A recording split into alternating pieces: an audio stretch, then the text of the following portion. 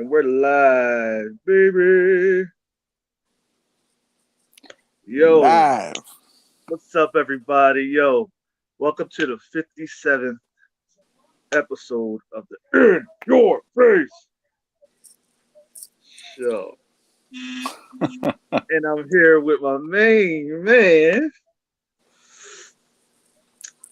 simply, simply, Angel G. Brophy.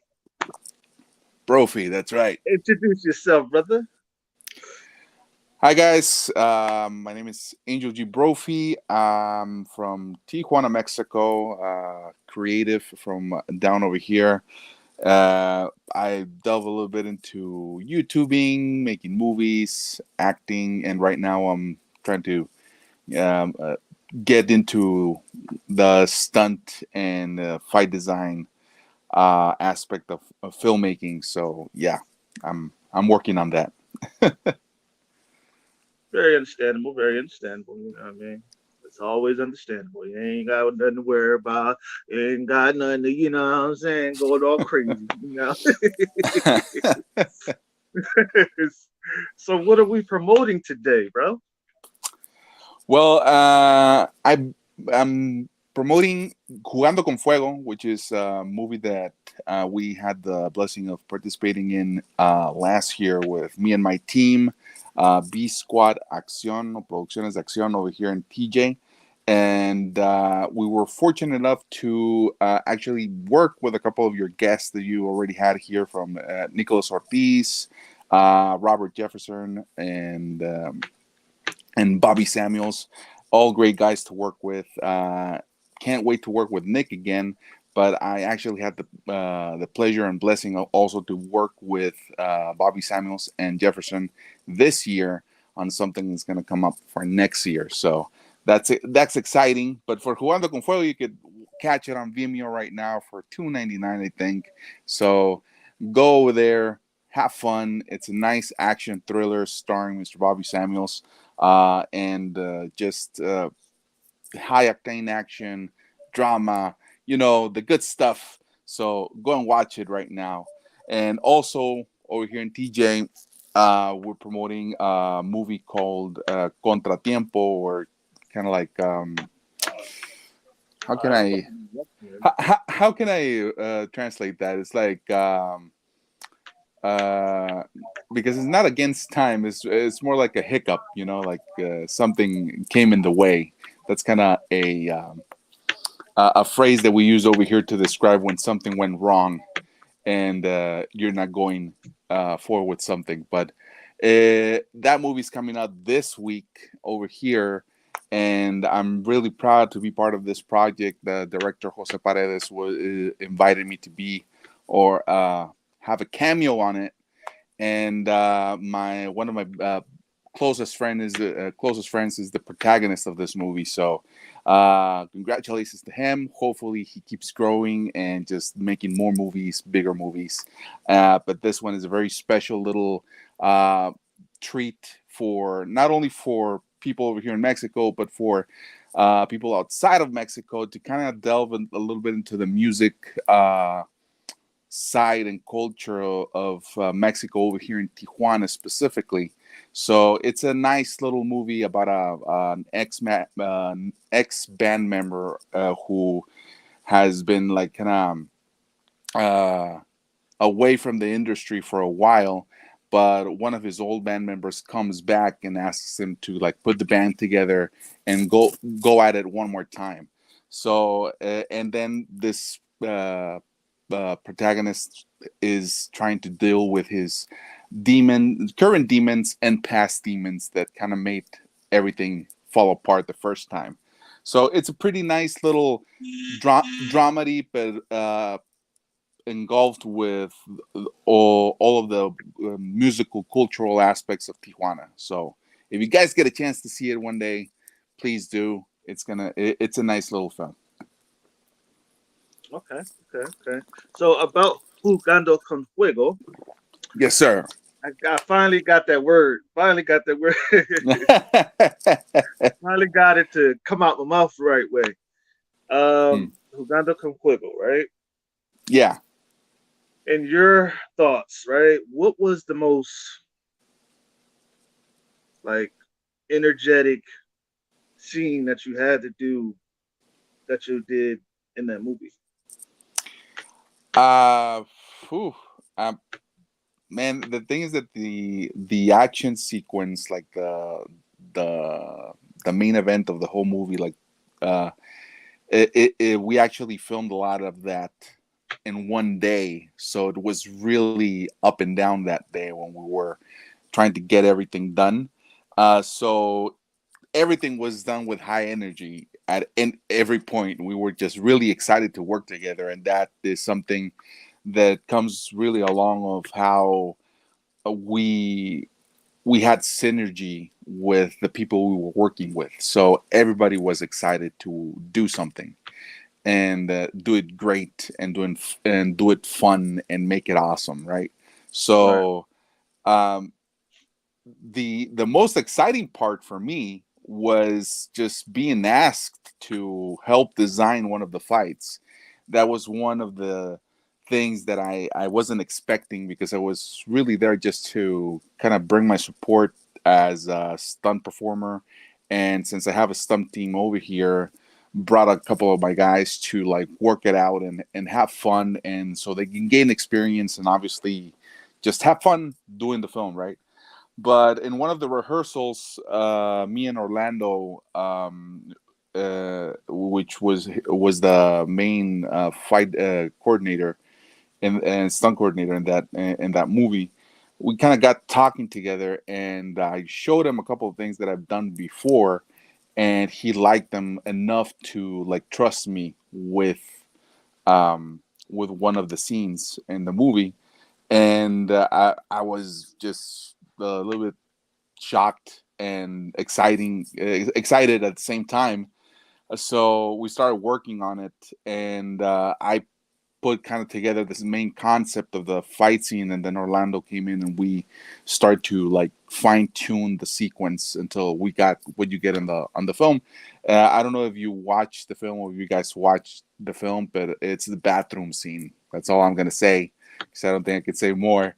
But if you watch the film, that bathroom scene is the main fight that I was able to kind of put my handprints on. And the other one that was pretty fun, because I got to be a player in that, was fighting directly with Bobby Samuels. That was exciting. It was an honor, and we did it like a very small action piece, but he kicked my ass, and I think they told me that my death is the most gruesome death on that film so far. So that's also a nice thing to have on my resume. So, so how many? You know, what was the most? You know, in there like the most. Well, okay, what was the most? Shit. Relax, buddy. I I keep know, I keep I know stuttering. the heat. I know the heat's getting to you, man. But come on, you can do it. You can do I keep stuttering. Oh my god! I keep stuttering. All right. You All right. got this, buddy. You got this. I'm Nah, because you rooting keep for you. making me laugh. You keep making me laugh. You keep making all right. Let it out. Let me laugh. All right. What, what was the most saddest scene in the movie? Saddest scene. Well, uh, well, the thing is that I wasn't able to kind of be on the set for most of the film, but watching the film, um, saddest scene. Let's see. It's a combination like of a between sad and inspiring, and there's it's like kind of a moment that uh, uh, Bobby Samuel's character has,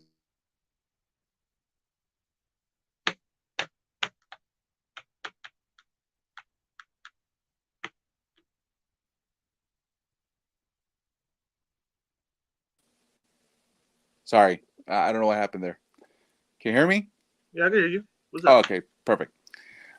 Yeah, it's there's a moment nearing the end of the film where Bobby Samuels has like a little kind of a realization of the situation, and also a um you could say like a sadness and profound understanding of what's going on, that he knows that he has to do something very in a very specific way. So that scene is kind of like a bittersweet scene because it shows what the character is willing to sacrifice, and shows also his grit and determination. So it's a little bit, like I said, it's between sad and inspiring, but it's I think it would fall more under inspiring than sad.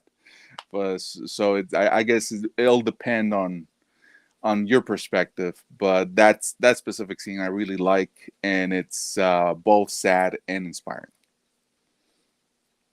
Okay. Okay. All right. So you being Mexicano, Chicano, Latino, Latino. Yeah, you being Latino, right? Así es. You being you being Latino, and being you being Latino, was it a was it hard to understand the languages as being Latino, or was it easy to really articulate the scripts and everything? um uh, the thing is that I grew up in Mexico, but I grew up watching a lot of uh, U.S. content, mainly because of my father. He was a little bit of a grease monkey growing up, so he used to read a lot of manuals in English for the cars that he wanted to work on. So he learned English by himself just through being a sort of mechanic, you could say. But he wasn't really a mechanic. He did that like for fun. But uh, due to that, his most of his content from movies, music, and stuff like that was mainly in English. So when he raised me with a lot of American or U.S. content. So I actually kind of learned English with Spanish at the same time. Although I've never lived in the U.S., I've never studied over there, so it's a little bit awkward when people kind of ask me how I learned English, and I tell them, well, I just watching TV, and it's kind of it's that's the thing, that's the truth. So I don't know how else to explain it, but it's just watching TV. So I've been speaking English since I was a kid, so no, it wasn't really that difficult for me to kind of express my ideas, express what I wanted to do, or what we had to do for the script, or understanding the script and stuff like that. So it was more just of trying to, you could say that like the creative challenge that you face for any project is that trying to say the right thing to get the right concept across, because I imagine that you face this yourself, and probably anywhere anybody faces this sometimes, is that to find the right words to describe a certain feeling or concept that you have in your mind sometimes can get complicated to Right, express, even though if you know the language, you know what I mean. right, So right, uh, so that's the challenge that I think we face every time that we're doing something creative, just making sure that we are all on the same page, and that the right. concept is being understood no matter the language that you speak in, right? So as long as you get the main point, or the final um the how do you say it, the yeah, as long as you get the point and you get where the thing is going, you're fine. And you can adapt even if you don't speak the language. So for me, it really wasn't that much of a stretch, mainly because I've spoken English for a long time, all my life.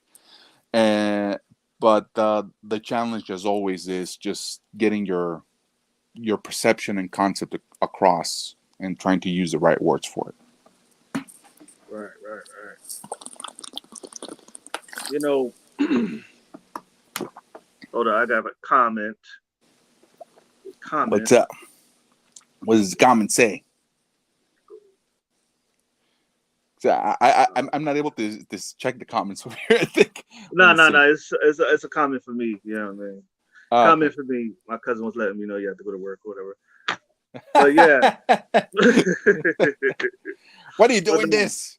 Get to work. Yeah, get a job.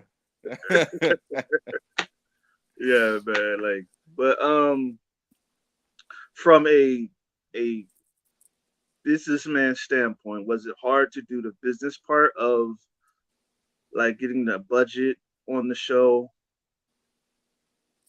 Well, that's really not my department. But from speaking from experience I know from it was a joke. I know. no, but speaking from experience from other projects that Of I course he is. have had, um, Sorry about that. No, go ahead. that's fine. Uh, from other projects, it's always difficult to get money behind the project. Most of the times, at least over here, most of the money is generated by the person who's actually directing the film or writing the film or stuff like that. Because the hoops that you could say you have to jump over here to get financing for a movie can get a little bit tricky, especially because it's usually government aided and there's a long list of waiting and people applying for it and stuff like that, and your script gets like torn apart to see if it's worth the money and stuff like that.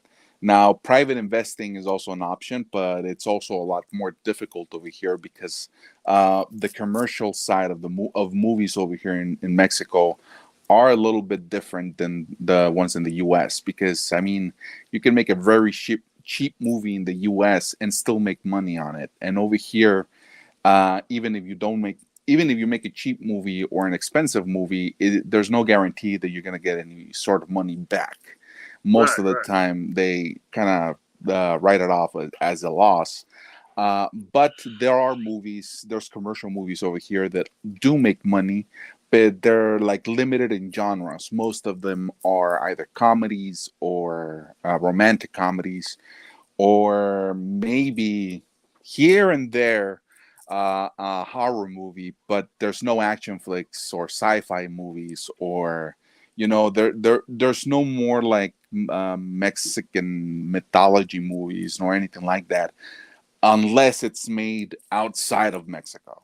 So that's kind of a little bit of a bummer over here. But we're trying to change that. Obviously, I mean, especially here in TJ, there's a lot of young and upcoming filmmakers that really want to make that big movie, right? Or make that big like action movie, sci-fi movie, fantasy movie, because it's something that Mexico, inside or within Mexico, we need. You know what I mean? Mm, Um, and in a sense, you could say that we are not tired, but just we want something that is made here right. that can reach those heights, right? And because most of the films that are made with a little bit of fantasy or something like that, that may have Mexicans in it or Latin people in it, are made in the US. and Right, and right. and and there's and not to knock on those movies at all, but it's made with a certain filter that it's already a little bit diluted on how the people who live in those cultures actually feel or see things. You know what I mean? And there's already like a little bit of a filter there that it's not bad, but it's not 100% genuine. You know what I mean? Right, right. So, um, but eventually we'll get there. Eventually we'll get a nice some financier who really wants to make something big, and we'll make it happen. I'm sure it will happen sooner than later. I would say the moolah, get the moolah, you Yeah, know, get the moolah. the moolah, the moolie, the moolie. Get that But cheddar. nah, man, yes, but nah, like what I was just saying, like, cause I feel that because I think that a lot of countries should be able to get the bigger budgets than too, Hmm. because I feel like people should branch out more. You know what I'm saying, and use it Yeah, and basically build up other countries and help other countries become a worldwide, phenomenon. Like what I'm saying, yeah, and yeah. But it really depends on how the people internally of the country really want to handle certain things, because there are other countries that have all of that without right, any external help. You know what I mean? right, So it's all about mentality. How do you want to approach it? What's the final goal? And are you working towards that goal, or are you working just to kind of benefit yourself, and that's it? So it really has to be something that you kind of dedicate your life towards, to a point, so right, right, you have to have that in mind, and want to accomplish that as an objective. But sometimes they just want to make something that makes money, or even if it's a little bit of money, but just makes money, and that's it. I don't want to do something too complicated, you know what I mean? right, right. I feel you, and man.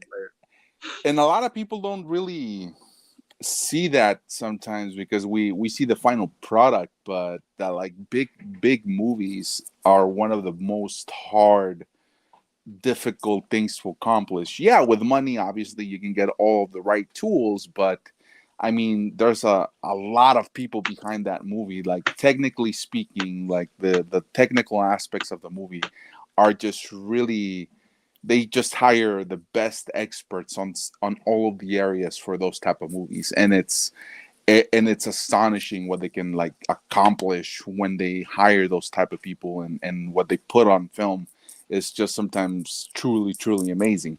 Not knocking obviously on people who work with smaller budgets. Sometimes they're a lot more creative, because they have to uh, weave and bob the budget, and or stretch the budget enough so they can make a movie. uh, but just for scale, is just, there's a lot of more people involved, and to coordinate all of that, it's really hard. It's not an easy job. Right, right, right. I feel you. I feel you. So when it comes to like your thoughts on how much do the average movie cost? um where where where All right, like the average movies without that's like without the all the high tech and the state of the art type of equipment, Oof. which is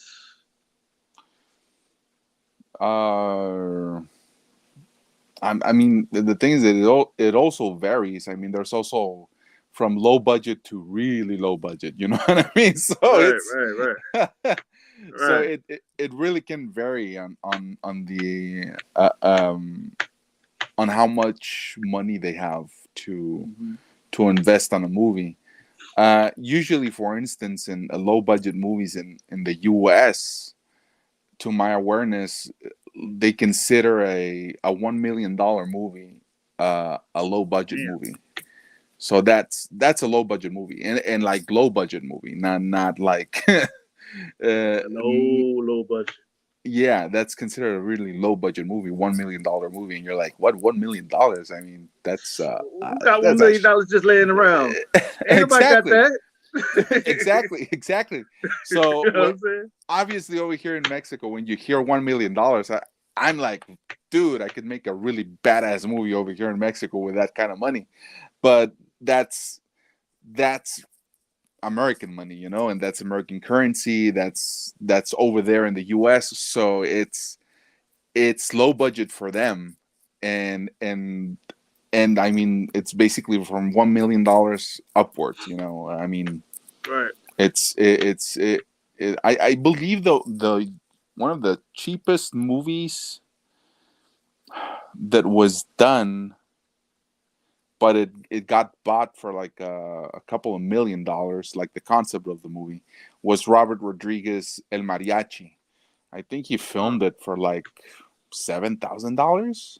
Damn. Oh, but over here in Mexico or something like that. I forget the exact um, amount, but it wasn't even above 10,000. It was like a really cheap movie that he made, and then it got bought for like $17 million, I think, or something Mm. like that from Sony. Ooh. They bought the concept, and then he made the sequels, replacing the main actor with Antonio Banderas. So it really varies. There's a lot. I mean, there's people who've said that they made a film for like $500, but obviously no one got paid. They just probably bought the camera and the food for that day that we're gonna film, and that's it.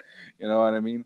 Right. So I mean, so cause like I think that because I don't know much about movies, you know what I'm saying, or doing a movie, mhm. you know what I mean? So I mean I would say if you're gonna do a movie, shoot, put the best shit up in there, you know what I mean? That's what I would say. You know what I mean? Yeah, no, yeah. I mean, but sometimes it's not the reality. It's like, I don't know, you wanting to redesign your bathroom and you want the best fucking toilet in the world, right? Something that cleans your ass, washes your balls, and sends you on your way. But you don't have the budget to buy a toilet that does that, right? So you kind of have to work with what you got there. So Right, right. that's where I'm saying that for movies, obviously every director, every filmmaker, every producer wants to put the best thing there, but the best things cost money. So Right. Yeah. how do you kind of work around that and be creative and make it look expensive? Because there's also people who really are really talented and with very little money can make something look really expensive. Like they spend a lot of money on that shot or on that sequence, and it really wasn't that much.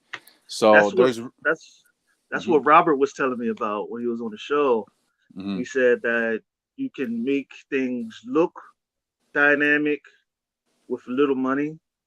You know what I'm saying? It's a lot of people mhm. that could do that, but you know what I'm saying? I understand what you're talking about because that you could apply that to and comics and stuff like that. You could apply that to all kinds of all arts of all arts. You know what I'm saying? Yeah, All entertainment. You know what I'm saying? yeah, Like music.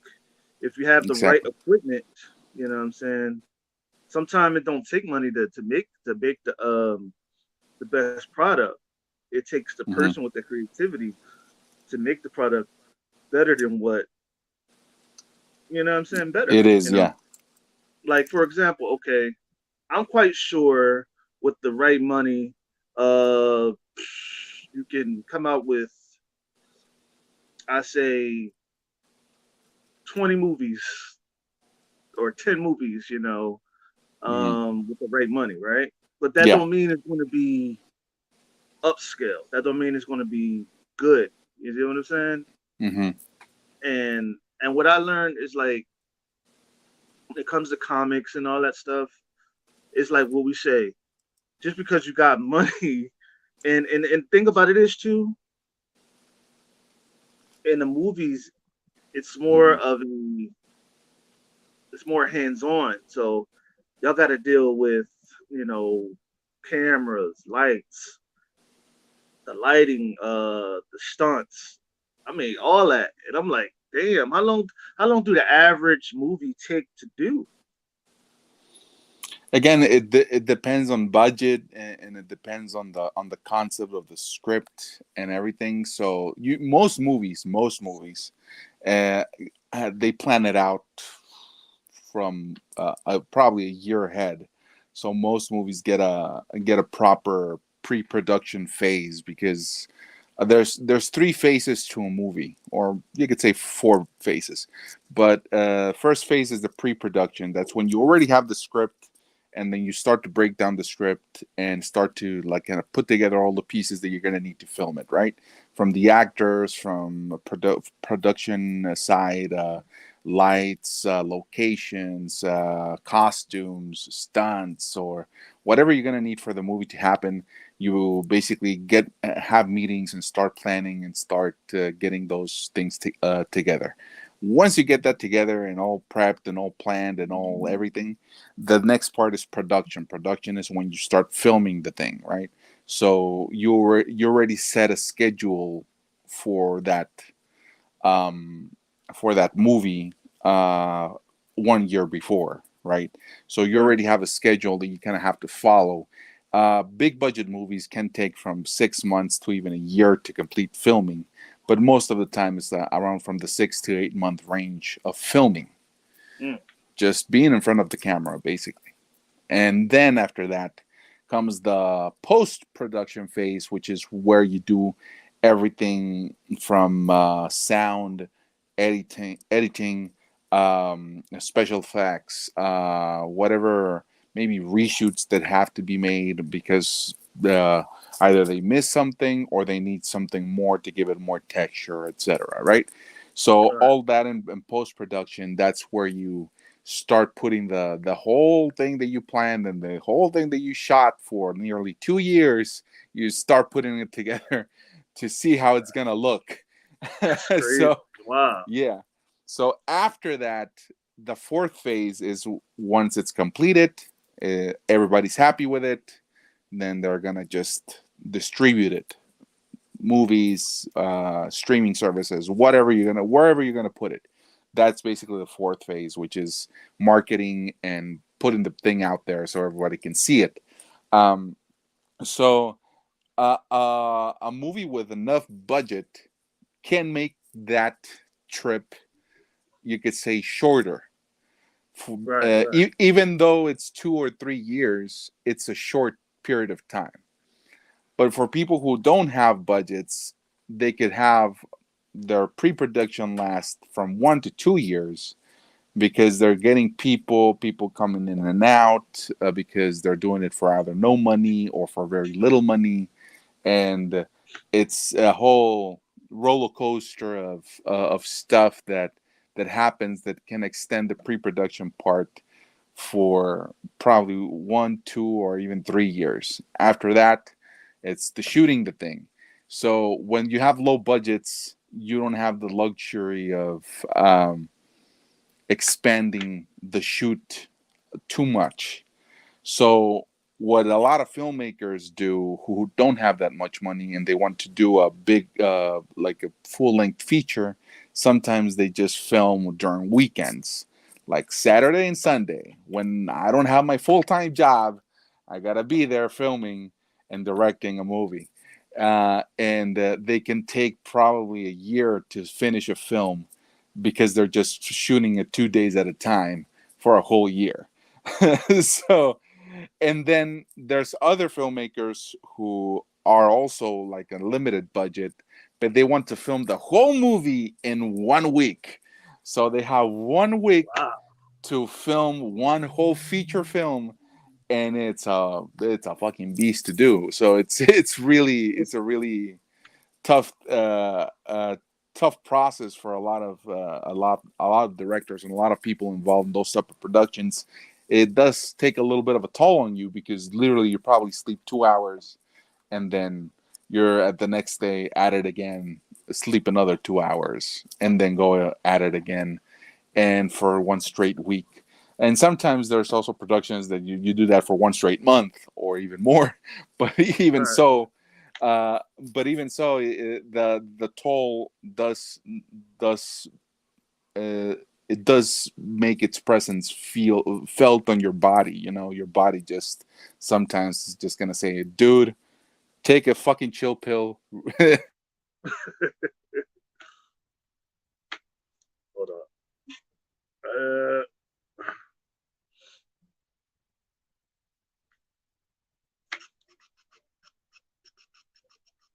Okay, there we go. Kind of went away for a bit. Yeah, that was sometimes that happens. But I have the question on: was there ever like the most toughest deadline to meet when doing the actual an actual film? Have you ever had to like get past a deadline that like have you ever like had a deadline coming up and you had to rush to do the movie and you couldn't take no breaks or nothing? Was there ever time? Well, that's right now. You could say that that's most of the time. that's Oh wow. that's most of the time because we like I said, we work with small budgets over here, or most of the time are small budgets. So we need to get the movie out, or well, not out, but finish the movie as soon as we can, like as quickly as we can. So um, that's not how I personally work in regards when I do my stuff. But people who just can't afford to be paying each day for production, they need to do it in as less time as possible. You know what I mean? Hmm. So the less time you take, the less money you spend, basically. So that's it is really important to try to kind of stick to a schedule. And Bobby Samuels basically gave me that advice as well, because we were trying to finish a couple of action scenes over here for this year's project, and we were taking a little bit more time than we should have for certain things, but we and gave me that advice: just plan your day good, and take advantage of every hour of every minute, so we can get the thing done as quickly as possible, but also as good as possible. You know what I mean? So Hmm. as long as you plan your day ahead, or uh, your shoot plan, or your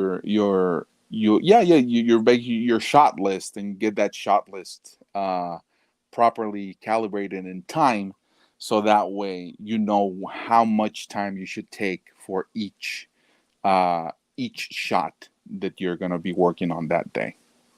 All right. Right, right. Hold on. I see something in the background, man. I see you a action figure head. Like I said, I'm a full-on geek. I collect a lot of useless stuff, but that makes me happy. So, Hey, look. I'm an action figure head. I love comics. I love all that stuff too. I love video games. It's not a problem. It's not a problem because that's what we love, man. But not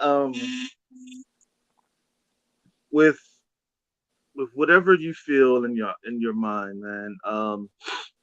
I've seen that you have another um movie that you are promoting here today. It's called Contra Tempo. yeah, contratiempo. It's Contra Tempo. How you say it like that? You say it? Contra. Do you remember Contra? the? Yeah, do you remember the game Contra, like the Nintendo game Contra? Yeah, yeah. So pronounce it like that, Contra, and then tiempo.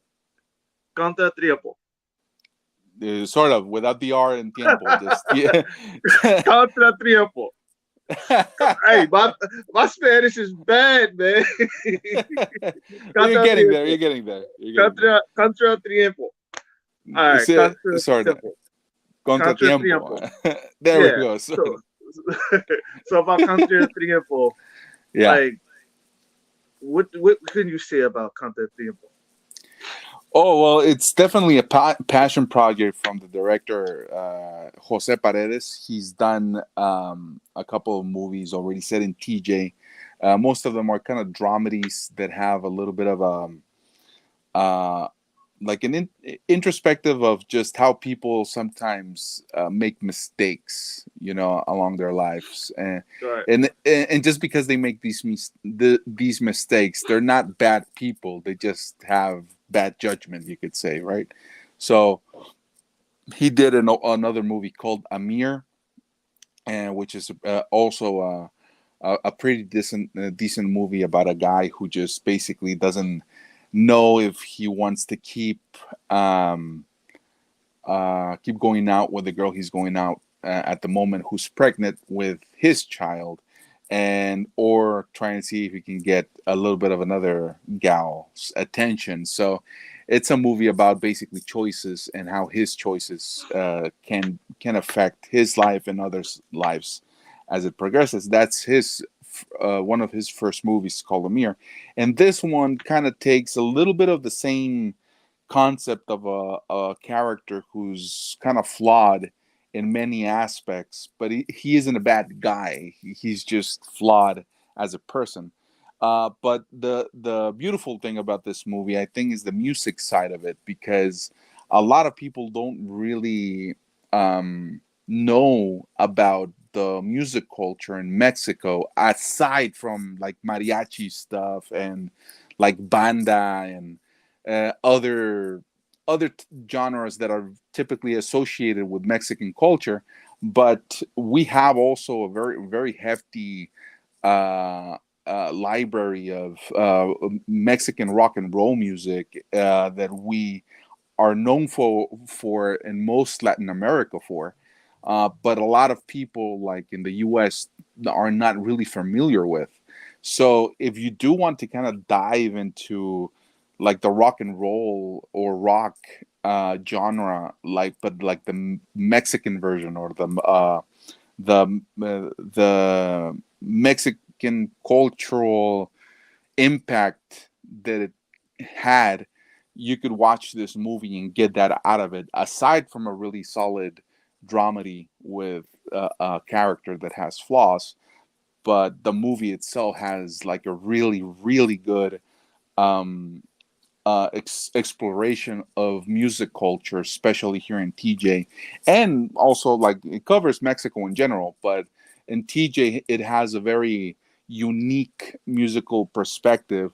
I mean, the guy who taught Santana lives here in TJ. He still lives here, still lives for the music, right? So Mm, he's and he's a cultural icon also here, and even though he doesn't have or had like the most luxurious life, he's really well known, and there's a right. lot of musicians here that just are in development or are already reaching certain heights in different countries outside of the American continent. So it's a really diverse a movie in the sense that it kind of veers away from your typical um, music that is associated with Mexican culture.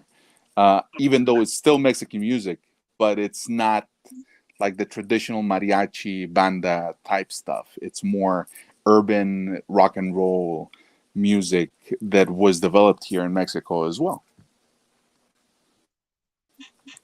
Okay. Okay. Hold on.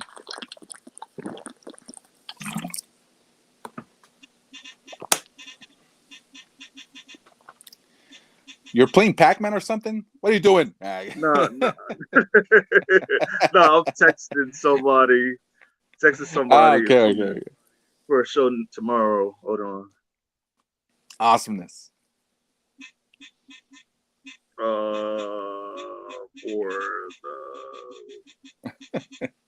the next show. Sorry about that. That's That's right.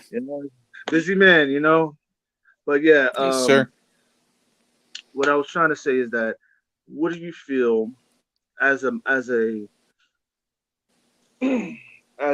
self actor and as a producer and director? Do you feel like you're a jack of all trades, or do you feel like you are a person that wants to work on things at one thing at a time?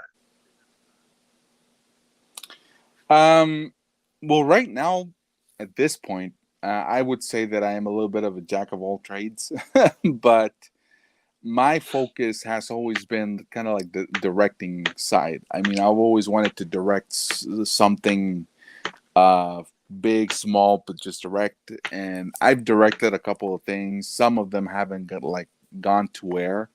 Uh Mainly because I've haven't felt that that's like my best work. Or I didn't. I was still like green in certain areas, so I was kind of finding tune my expertise, and I wasn't yet comfortable with myself in getting those things out for the people to see. But doing the work that I've been doing for the last year and a half, 2 years, especially with a brand new team of people that I've been working with from a production company called VCB Films. They're a local production company here in TJ. Young guys that are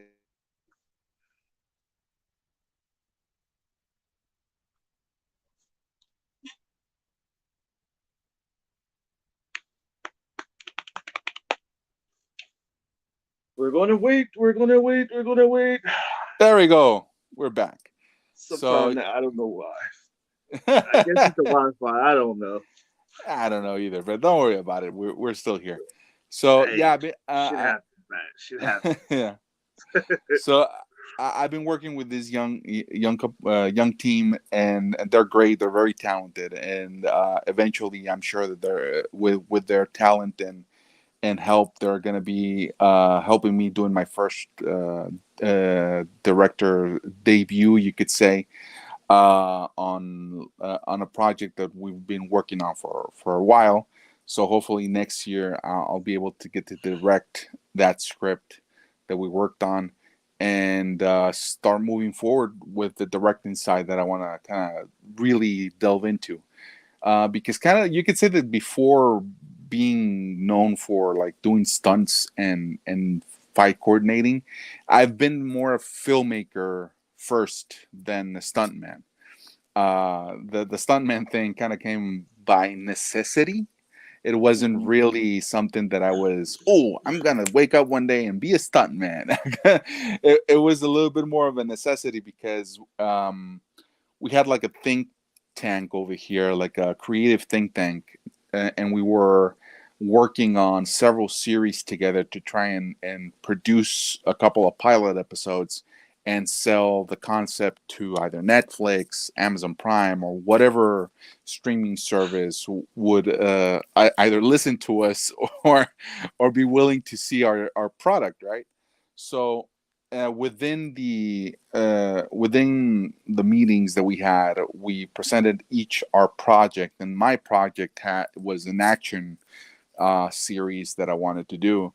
Uh, but over here in Mexico, the stunt industry is very low key and very hard to find, unless that you're like if you're really connected to the industry down south, you might be able to find a couple of stunt people or stunt coordinators or fight choreographers and stuff like that. But since I had like a very clear vision of what I wanted, um, the people that I was able to see their work from didn't really convince me the of what I wanted to do. So I said, I said, fuck it, I'm gonna have to do it myself, right? So very Thanos in a sense, like, all right, Yeah. I'll do it myself. So I I started to put together a team here, and we started. I started a team with like 4 guys, including myself, and we did. Our first movie was for a director, which she's great, Farah. Um, well, damn it, what was her last name? Farah. Just her name is Farah. Evers, Farrah Evers.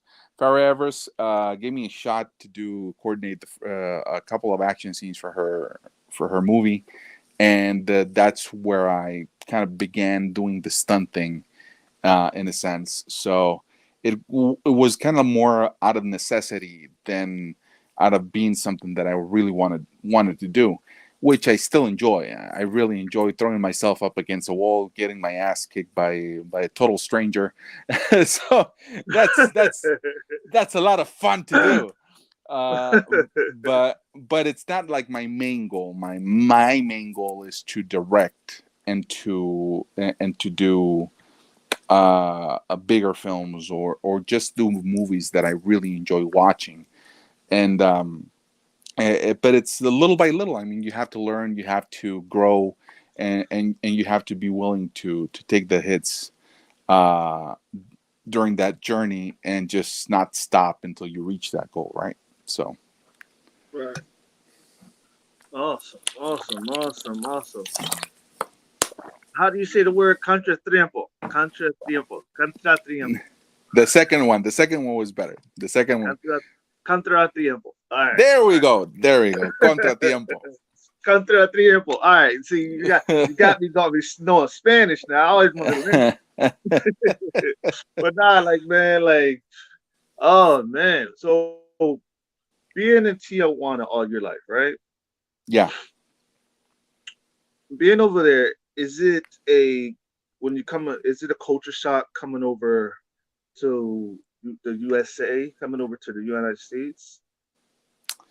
For certain things, not all. Not,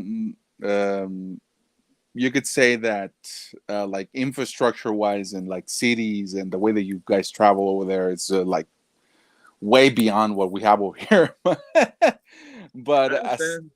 Yeah, but aside from that, I mean, um, I don't know.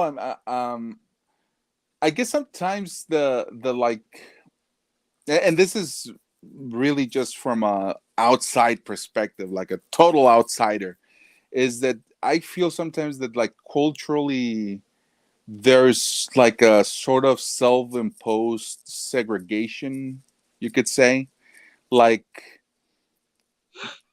kind of like people like to hang out with their same type of people, you know what I mean? Hmm. So and I don't know if that's just like a very American thing to do, but I that's you could say that's the cultural shock when I go over there, is that there's just too much kind of like self-imposed segregation in certain cultural, well, not cultural, in sort of like social situations, you know what I mean? That's kind of like a weird thing for me in my head, because over here like everybody's like mixed with everybody, like Hmm. our you could say that our cultural background was really like intertwined with the colonization that happened over here, and the culture kind of like melded together instead of kind of like being segregated. You know what I mean? I mean, So yeah, because I think that mhm. Mexico actually Texas is actually Mexico if you really look at it. Mm. Texas and I mean, California is Mexico as well. Was Mexico for a long time before yeah, something. Yeah. yeah. So it was Mexico. So Hmm. basically, you know, see, and that's what I'm saying. Like y'all actually, that actually is United States as well. You know what I'm saying? Y'all, you Hmm. just won't. It's just not saying that as well. You know what I'm saying? I Hmm. feel like I love the Mexican culture. I love y'all guys. Y'all the I coolest. Y'all the I coolest people. I love it too. I actually love the food, man. The food is hot, but it's good. Oh yeah. It's hot, but it's good. I heard. You know what? Is it true that the water is like makes you go doo doo? Ah, I don't know, man. I mean, if I drink enough water, everybody doo doos. So I don't know if it's. No, I'm just I don't saying know. because Uh-huh. why not ask a person that's from there instead of Uh-huh. why ask a person that's not from there instead of asking a person that was from there that's Uh-huh. from there and they'll give you the right answer. You know what I mean? Yeah, I mean, it's it doesn't make me doo doo every time. It's just like I dr- if I drink enough water during the day, it's gonna make me want to go to the bathroom eventually. So All right. So, what was the most okay that you love about United? What's the thing that you love about United States? What's your thought on United States? um, what I do like and I admire, you could say, is the will to make a change. You guys do have like a really solid foundation on, if you're not comfortable with something, you will do something about it. You know what I mean? You'll make sure to make that change happen. Over here in Mexico, there's a little bit of a lack of that sometimes, because you could say we're just like that typical nice guy that doesn't really want to get into trouble, so they rather do nothing and just take it, instead of, like, standing up and doing something about it. So I think that that's kind of like a cultural thing that you guys really have developed over the years. And ironically, I think it has to do also with movies. I mean, it's weird how I kind of like work that in my head, but for me, I think like the entertainment, the type of stuff that you guys watch and that you guys produce and that you guys put out there, just help you build that kind of like self confidence in yourselves, that you can take anything on and you'll be able to make a change or a difference, right?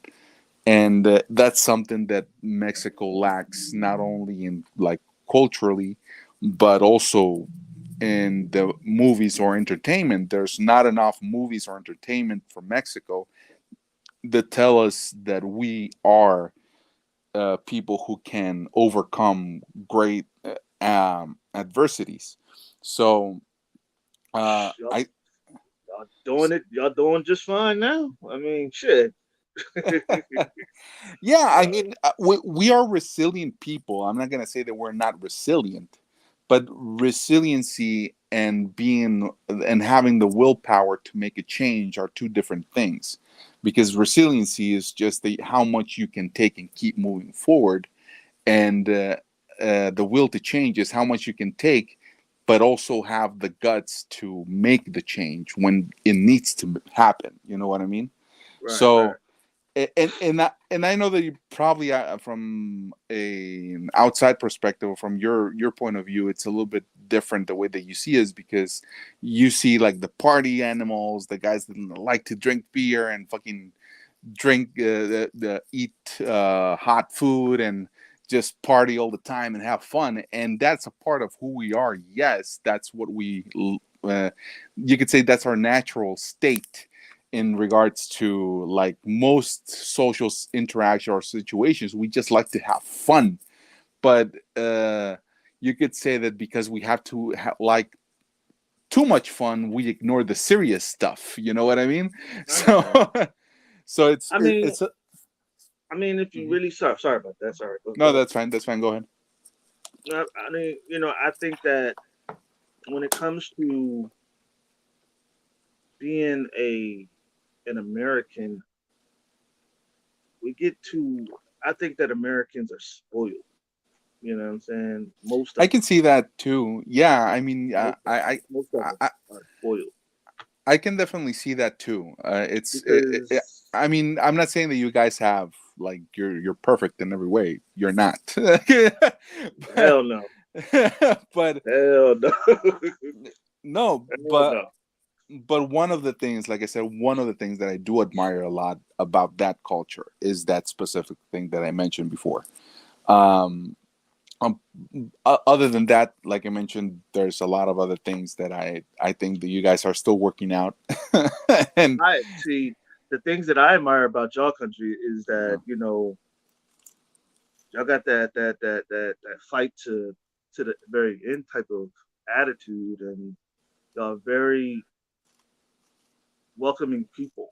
You know what I mean? And very protective and nurturing type of people. You know what I mean? And I love the Spanish culture.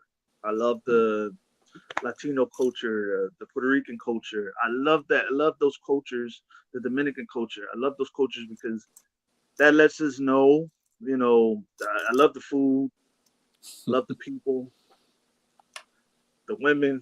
I'm gonna just tell you the truth. I ain't gonna lie. I love the I'm gonna women tell too, buddy. Yeah. you. But not like it's just see, I grew up around Spanish folks. You know what I'm saying? Oh, cool. Predominantly black and Spanish. So I grew up around Puerto Rican and Dominicans. So it's not, I mean, I know more about Spanish culture than I know more really much about any other culture because I grew up around it. I've grown Yeah. accustomed to liking Spanish women. But Yeah, see, and uh-huh. no, go ahead, go ahead, go ahead. Go ahead. No, and that's also an interesting thing, right? So because I mean, if you did grew up in that like area or surrounded by that, I would say, and this is just my personal perspective, but it's part of your culture too. You know what I mean? Right, right, Because right, you grew up in that area. That's why sometimes this fight over culture thing that sometimes happens in the U.S. for me, it's a little bit weird, and I don't get it. right, Basically, that's right, what I'm right. trying to get. I don't get it because, like you said, us as Mexicans, we just like to share our culture, and if you want to like take it as your own, go ahead, man. I mean, if it makes you happy and you're good with it, why not? Right, And right. and sometimes this fight over culture over there that happens in the US, it's weird for me, or just I don't get it, because if you grew up surrounded by Spanish people, surrounded by that culture, it's part of your culture too. It's part of your upbringing. Right, It's you get, you know weaved into it, so right, it's unavoidable right. It to a becomes your degree. civilization. You know what I mean? Yeah, exactly. And and that's why I say like a lot of people when you're living in a like you might as well say you're black. You might as well say you're black because I might as well say I'm Spanish or you might as well see. And this is the thing, and this is what I learned is that no matter how much our cultures are separate, we Mhm. all are still one. We all are still a very we all still speaking the same language, even if it's just different, words or different meanings behind them. You know what I mean? Still saying a Yeah. different thing, saying the same lie, still walking down the same road, you know what I'm saying? And actually I love all of it, you know what I mean? Yeah. I take the good with the bad because although I see the bad part of the Spanish culture, I still I grew up around most of it. So it doesn't matter to me because Yeah. I see most good in anything. You know what I'm saying? Yeah. And being most good in all those kind of people. And like that's what always brought me to loving the Spanish culture. Like I love all the food. Just give me all the food. I eat all of it. I eat it. I eat it with the cheese. I eat it. You know what I mean? I eat all the tacos. You know what I'm saying? Give me all the tacos you want. Shit, I eat it all. Shit, Just but come down, buddy. I'll treat you to a fucking day of just eating, man. You're gonna have fun today. yeah, shit. Yeah. Man, look, I'm an eating machine, boy. Like I tear up some tacos up. You know what I mean? But nah, nah. It's just being around some Mexicans is it shows me that not everybody is y'all are very quiet people, you know, and y'all are very quiet. And what I mean by that is like y'all very observant type of people, and I love it. I love it. At least y'all know what's going on. You know what I mean? Y'all, you know what I mean? Y'all know what's Yeah. going on. And a person that knows about the culture. You know what I'm saying? If a person know about the culture, if a person been around that culture, why not love it? You know, Exactly. like I mean, like of course you've been around the black culture, of course. I mean, you may not have been around it your whole life, but you at least know understand it. You know what I mean? Yeah. Because look, man, Hey, have you I grew up watching the Friday trilogy like every day, buddy. exactly. You at least get a little bit of what the black culture is. You know what I mean? Eh, You get a little snippet. You get a yeah. little bit. But I'm telling you, but man, like the actors that I know, the actors that I love, man, come from Mexico. You know what I mean? Like Cool. um Antonio Banderas. He comes from Mexico, don't he? No, actually, he's from Spain, but Well, he's that's played. still Yeah, but he's played Mexican for a while. well, In a yeah. couple. Yeah, Look. I was wrong about that. Don't jump down my throat. No, I'm talking about you. I'm talking about that's fine. I'm talking about the viewers. Don't jump down my throat because I ain't know. Nah, but nah, it's good that we get to talk about each other's cultures and build each other up because that's what we're supposed to do. You know Yeah. what I'm saying? Because I actually love it, man. I'm actually going. You know what I'm going to do? I want to have. I ain't tell you this, but I'm going to have the whole Ugando Come Fuego team on Oh, for an nice. interview, and you're going to be on Interview. here too. You're Oh, going to be cool. on here Thank you. too. Hector, Richard, and Hector, Robert, not Richard, Robert, Bobby, and who else? Who else? Who else is on the Nick. Nick. yeah, Nick, yeah, forgot Orlando. Orlando, and all those guys. You know what I mean? Yeah. Because Jose Manuel. Jose Manuel, yeah, there you go. So that's like almost like 10, Yeah, I almost think like so. 10, much of a 10 crew, and I could Yeah. have, including me, 10 people on. So I want to have the whole crew and interview you all. You know what I mean? At the Awesome. same That's time. great. You know what I'm saying? Because the In Your Face show is the place to be, and you got to be here to get the love. Hell yeah. I get the love,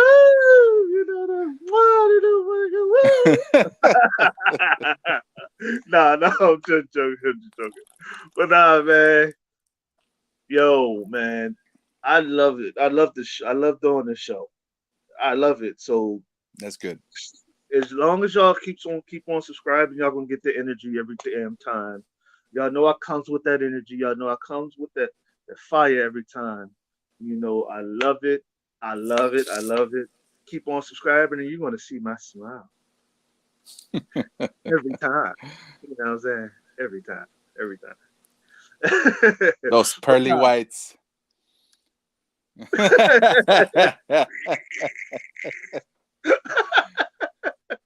But nah, though. So yeah, there's 60 seconds. All right. I'll give you 60 seconds to promote your product and to give advice to those that's coming into the industry of what you're doing. Awesome. Okay, 60 seconds. Let's go. Jugando con Fuego on Vimeo, $2.99. Rent it and have a shit ton of fun. And Contratiempo, for those who in TJ area, come down and El Secut. You're going to have fun. It's September 9th at 7 p.m. So go there. I'll be there. The director will be there. And a lot of stars there will be there. And for those who want to get into the movie business, just start doing shit. Grab a camera, write something, put it on camera, and edit it. And that's how you're going to get started. Also, if you want to follow me, you can go to Instagram at Angel G Brophy Oficial with one F. And yeah, I had a lot of fun. Hopefully to be back soon. Oh yeah, y'all gonna be back very soon. I we have to uh uh uh we actually have to I forget. I actually have to date it up. I have to set the date and we'll be right back on. I'll have the whole crew on, yada yada yada yada. So thank y'all for tuning in. It's been a blast. Yes, sir. And it's been the In Your Face show. And we out of here, baby. Peace. Bye. Bye.